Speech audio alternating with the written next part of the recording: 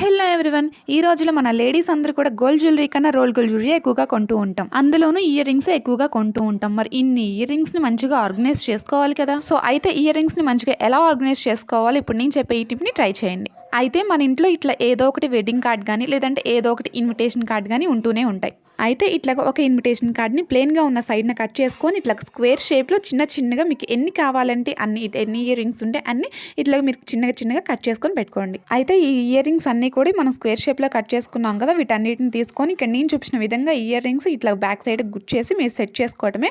ఇట్లాగా ఎన్ని అయినా చేసుకోవచ్చు అండి, చాలా బాగుంటుంది. చూస్తానికి కూడా ఇయర్ రింగ్స్ ఆర్గనైజేషన్ చాలా నీట్గా ఉంటుంది. ఈ రోజుల్లో చాలామంది లేడీస్ అయితే ఇయర్ రింగ్స్ ఆర్గనైజేషన్ కోసం మీషోలో ఒక ఇయర్ రింగ్స్ ఆర్గనైజేషన్ బాక్స్ అయితే ఆర్డర్ పెట్టుకుంటున్నారు. ఎందుకంటే మనీ వేస్ట్. ఇప్పుడు నేను చెప్పే ఈ టిప్ని ట్రై చేయండి, చాలా నీట్గా ఉంటుంది. సో మన లేడీస్ అందరూ కూడా చాలా రకాల బ్యాంగిల్స్ కొంటూ ఉంటారు.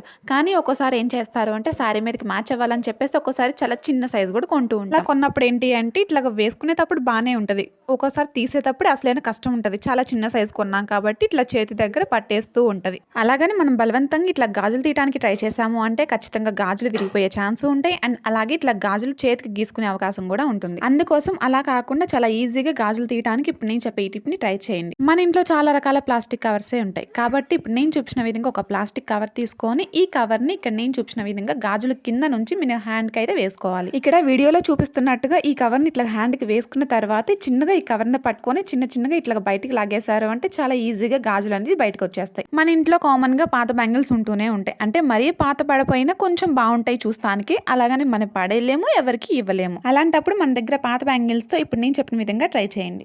సో ఎవరింట్లో అయినా కామన్ గా కర్టెన్స్ అనేది ఖచ్చితంగా ఉంటాయి. ఈ కర్టెన్ ఇక్కడ నేను చూపించిన విధంగా అటు ఇటు కుర్చీలో వచ్చేలాగా ఈక్వల్ గా ఇక్కడ నేను చూపించిన విధంగా పట్టుకోండి. అండ్ అలాగే ఆ తర్వాత ఇక్కడ నేను చూపించిన విధంగా కటన్కి మిడిల్లో ఇట్లా బ్యాంగిల్ని పట్టుకోవాలి. అండ్ అలాగే ఇక్కడ వీడియోలో చూపించిన విధంగా కటన్ మిడిల్ పార్ట్ని ఇట్లా బ్యాంగిల్లోకి తీసుకొచ్చి సెట్ చేయాలి. సో అంతేనండి, చాలా సింపుల్ అండ్ ఈజీగా ఉంటుంది. చూస్తానికి కూడా చాలా బ్యూటిఫుల్గా ఉంటుంది. అసలుకి మనం ఇట్లా ఈ కటన్ దగ్గర మనం బ్యాంగిల్ని ఇలా సెట్ చేసినట్టు ఎవరికి కూడా తెలియదు. చూస్తానికి కూడా చాలా బ్యూటిఫుల్గా మధ్యలో ఒక చిన్న ఫ్లవర్ లాగా ఉంది. మరి న్యూ ఇయర్ వచ్చేసింది, 2025 క్యాలెండర్ కూడా వచ్చేసింది. మరి 24 క్యాలెండర్ మీరేం చేశారు? నాదైతే లాస్ట్ ఇయర్ 23 క్యాలెండర్ కూడా ఉంది. నేనైతే ఈసారి పాత క్యాలెండర్ని ఈ విధంగా చేశాను. సో ఫస్ట్ అయితే ఈ క్యాలెండర్ అంతా కూడా చాలా సన్నగా ఈ విధంగా మర్చుకోవాలి.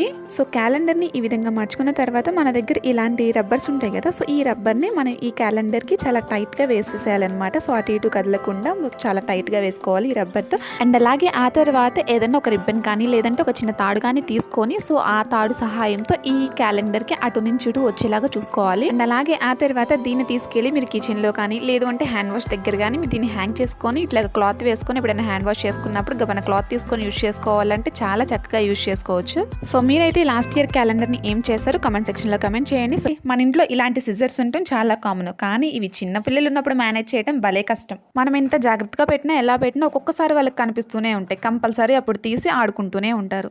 మరీ సిజర్తో ఆటలంటే చాలా ప్రమాదమే కదా. సో అలా జరగకుండా ఉండాలంటే ఇప్పుడు నేను చెప్పే ఈ టిప్ని ట్రై చేయండి. అయితే మన ఇంట్లో క్యాప్స్ ఉన్న పెన్స్ ఉంటాయి కదా, ఒక క్యాప్ని తీసి ఇక్కడ నేను చూపించిన విధంగా ఈ సిజర్కి ఇట్లా ఈ క్యాప్ని సెట్ చేయండి. ఇట్లా మీ సిజర్స్ని యూజ్ చేసిన వెంటనే ఈ పెన్ క్యాప్ని ఇట్లా సెట్ చేసి మీరు కనుక మెయింటైన్ చేశారు అంటే ఖచ్చితంగా పిల్లలకి ఏ ప్రమాదం జరగకుండా ఉంటుంది, ప్లస్ చూస్తానికి కూడా చాలా నీట్గా ఉంటుంది. సో వీడియో నచ్చితే లైక్ చేయండి, షేర్ చేయండి, సబ్స్క్రైబ్ కూడా చేసుకోండి. హలో అండి, మన ఇంట్లో ఇట్లా హ్యాండ్ బ్యాగ్స్ కానీ లగేజ్ బ్యాగ్స్ కానీ లేదంటే స్కూల్ బ్యాగ్స్ కానీ ఏ బ్యాగ్స్కైనా జిప్స్ అనేవి కామన్గా ఉంటాయి.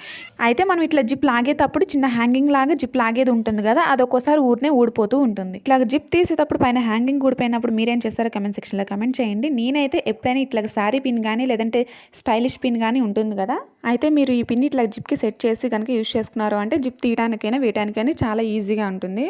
సో లుక్ వైజ్ కూడా చాలా బ్యూటిఫుల్గా ఉంటుంది. సో వీడియో నచ్చితే లైక్ చేయండి, షేర్ చేయండి, సబ్స్క్రైబ్ చేయడం అస్సలు మర్చిపోవద్దు.